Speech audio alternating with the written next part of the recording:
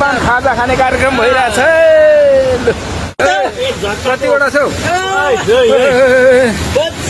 एक झड्कामै राम्रो खै हो उसमा राख्नु न त्यो उयो अनि यो सबै माछा पो त झट्टामा हो आथे यता पनि छ यहाँ पनि छ राम ल अझै छ होला है छैन अब सकियो हुन नि सक्छ है उचाल्नु त दादा बजिएको अब यहाँ हो ल मेरो हो न माछा त this is a fish wow खोलाइ पुग्छ एकछिन गर्नु है यहाँ हराउँछ एउटा दुईटा तीनटा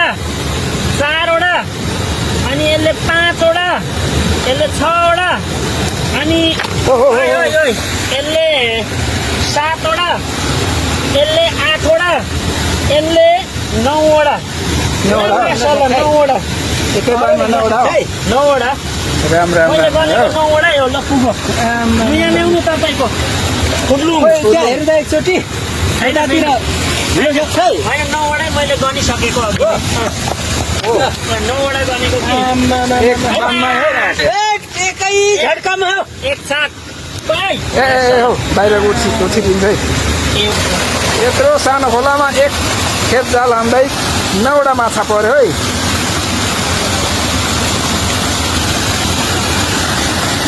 माछा त अनि के भरि छ कि क्या हो यो आएन आउँदैन ठुल्ठुलो चाहिँ आउँछ माछा निस्किरहेछ निस्किँदैछ नि अनि हेर्नु त अनि यो चारजनालाई त फेल हुँदैन अझै पो छ त यहाँ राम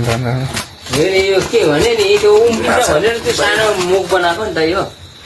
ठुल्ठुलो चाहिँ त्यो अल्छीको उहाँकै सिप हो कि मैले भनेको यो मेरो आफ्नो सिप हो त्यो बनाउँदै जाँदा अब यो फरक किसिमको होइन यहाँ अड्काउने चाहिँ यो हो क्या खासमा यो त के अक्टोपस हो लु हेर्नु त अब साउजीले पत्याउनै भएन अनि यहाँ सबभन्दा ठुलो निस्किनै मानेको छैन भनाइ नि त्यत्रो होइन यो नि माछा हो होइन यहाँ अझै छ नि फुलुङमा मात्रै छ होला जस्तो लागेको होला हामीसँग गोजीमा पनि छ फेरि